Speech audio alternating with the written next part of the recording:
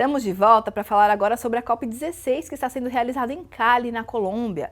Especialistas discutem formas de avançar na implementação das estratégias e planos de ação nacionais para a biodiversidade.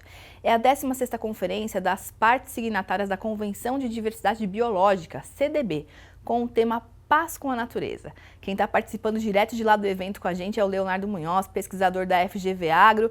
Leonardo que teve que se virar, né, dar um jeitinho, foi até para o carro para conseguir falar com a gente direto de lá do evento que está super cheio.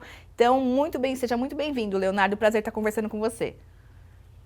Obrigado, El. Bom dia para o pessoal aí do Planeta Campo. Muito bom dia para vocês aí em Cali, na Colômbia também. Me conta, essa é a primeira COP da diversidade após a estruturação do Marco Global de CAM em Montreal, assinado por 196 países em dezembro de 2022, durante o último encontro liderado pelos chineses e ocorrido no Canadá. O resultado dessa COP15 foi um documento que reúne 23 metas globais a serem alcançadas até 2030 em busca da regeneração de todo o conjunto de vida na Terra. Então eu queria explicar aqui para o nosso público, Leonardo, para você destacar quais são as principais informações desse documento, qual que é a expectativa para a COP16, conta um pouquinho para a gente desse cenário. Bom, como você falou, esse Marco Global de Biodiversidade ele veio da COP15, tá? Que ele lista lá novas metas de biodiversidade para 2030 a 2050, substituindo as metas antigas de Aichi, que era até 2020. Tá? Você pega lá hoje, você tem essas metas centrais, e muitas delas já dizem respeito a semelhança de preservação de matas, biodiversidade, saúde humana, nesse escopo. Tá? O que a gente está discutindo aqui na COP16 são os indicadores que nós vamos usar para medir, né, se a gente está atingindo ou não essas metas definidas na COP15. E é aqui que está a chave. Quais indicadores vão ser negociados? Entendi. Agora, Leonardo, o foco dessa COP16 são aí nas negociações desse monitoramento do Marco Global de Biodiversidade, que estabelece diversas metas para a gente deter e reverter a perda da natureza até 2050. Como é que isso tudo se relaciona com a legislação ambiental brasileira, né? A legislação ambiental brasileira, ela está realmente à frente do mundo? Como que a gente pode contribuir, colaborar, enfim? Aqui você tem uma relação assim próxima, porque você está vendo, né, metas que vão tentar para recuperar a biodiversidade, defender a biodiversidade, de restaurar biomas, restaurar vegetação, restaurar a qualidade da água. Então, nisso, quando você para coordenar com o ordenamento brasileiro e com a NDC brasileira, você tem muita proximidade, com a operação de pastagem, operação de florestas, né, a parte de licenciamento ambiental, o nosso marco de biodiversidade, então você tem muita proximidade. Então, isso é muito positivo para o Brasil, porque ele já está numa posição de alinhamento com esse documento. Mas o que é importante é ter indicadores muito claros que espelhem também a nossa legislação. Então, aqui, pegar indicadores que reflitam a recuperação de APP de reserva legal, de passagens degradadas. Eu acho que é por aí que o documento tem que ir para a gente ter uma proximidade maior com esse tema. Agora, Leonardo, a gente está tendo essa COP16 agora, da biodiversidade, e a gente tem também a COP do clima, né? Que acontece no mês que vem, em novembro, lá no Azerbaijão, em Baku. E aí eu queria que você me falasse um pouco sobre as semelhanças, né, desses dois eventos, né? E por que esses dois eventos são importantes, se ambos se relacionam, de certa maneira, com o clima. E também aproveitasse e falasse especificamente sobre as metas 8 e 11 dessa COP16. Então, a estrutura, né, de negociação de um tratado multilateral ambiental entre os dois é muito semelhante, né, que você tem um secretariado, a convenção das partes. Então, o que muda aqui é a temática dos dois, que um é o clima, que é de forma anual, e aqui é a biodiversidade a cada 2 anos.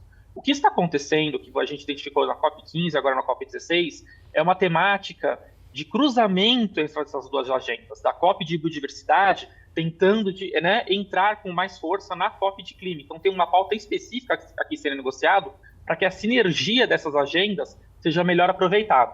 E nisso, você pega o Marco Global de Biodiversidade, nas metas 11 e as metas 8, elas falam de forma expressa que, para a defesa da biodiversidade, tem que ter combate às mudanças climáticas, tem que ter redução dos gases de efeito estufa. Então, você está vendo um alinhamento entre essas duas agendas que antes andavam um pouquinho separadas, agora elas estão dando de forma muito junta. Perfeito. Agora, tem uma outra questão interessante também que está sendo debatida nessa COP, até um dos principais assuntos, que é a questão do sequenciamento genético chamado DSI. É a capacidade tecnológica de digitalizar um recurso genético, ter um DNA sequenciado digitalmente. Por que isso é importante? Transforma isso em palavras simples para a gente entender, Leonardo, por favor. Vamos lá, é difícil aqui para a gente também. Um cientista, quando ele vai tentar pegar um recurso genético, em vez de ele pegar in situ, né, no local, ou num banco de semente, ou ter o acesso físico, ele vai acessar isso por forma digital via um computador, por isso chama sequenciamento digital. E isso muda a forma quando a gente encara o acesso a esse patrimônio genético. Então você tem que ter uma estrutura montada para isso, para que esse acesso seja regularizado. Hoje, o processo in situ ou ex situ, nós temos uma estrutura regulatória que tanto na Convenção de Biodiversidade, quanto na nossa lei doméstica, aqui, a nossa marco de biodiversidade e a nossa lei de biossegurança. Tá? O que o DSI faz, ele cria uma nova forma de acesso, então a regulação, né, e os protocolos também têm que se adequar a essa nossa forma de tecnologia.